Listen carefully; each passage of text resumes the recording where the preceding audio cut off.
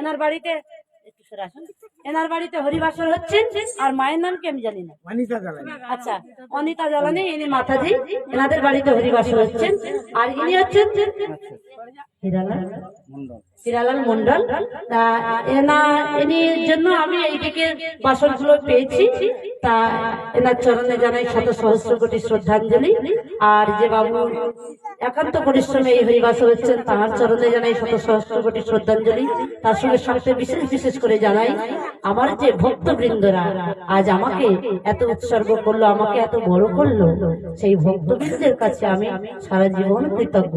কারণ তারা যদি না থাকতো, আজ আমার সহযোগিতা না করতো, তাহলে আমি ভগবান শ্রীকৃষ্ণের শ্রেষ্ঠতম রাসলীলা পরিবেশন করতে পারতাম না। সত্যি ওনারা আমাকে খুবই মুগ্ধ করেছে, খুবই আশীর্বাদ করেছে। আমার ছোটরা আমাকে ভালোবাসা দিয়েছেন।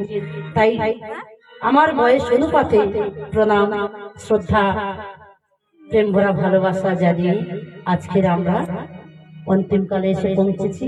সবাই ভগবানের কাছে প্রার্থনা করব এই বছর বছর যেন এই হরিনামটা চলতে থাকে।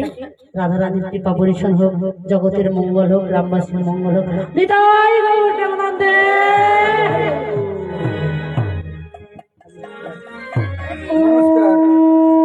আজকের এই হরিবাসরে রাসলীলা সমাপ্ত হয়ে গেল। এই রাসলীলা সমাপ্ত শেষে দেবাশিস জ্বালানি তার বাবা স্বর্গে চলে গেছেন, তাদের ছেড়ে। তার আত্মার শান্তির জন্য 51 টাকা দিয়ে কীর্তনিয়াকে দান করলেন। সেই সঙ্গে মেহেরপুর নিবাসী সমরেশ হালদার, তার বাবা স্বর্গারোহণ করেছেন গণেশ হালদার, তার আত্মার শান্তির জন্য কীর্তনিয়াকে 101 টাকা, এবং সেই সঙ্গে হইবেড়িয়া নিবাসী শশাঙ্ক জ্বালানি, প্রশান্ত জ্বালানি এবং সূর্যকান্ত জ্বালানি, তাদের 3 ভাইয়ের 7টি ছেলে, তারা 7 ভাই মিলে 201 টাকা দান করলেন। কৃষ্ণ ব্রহ্মানন্দে।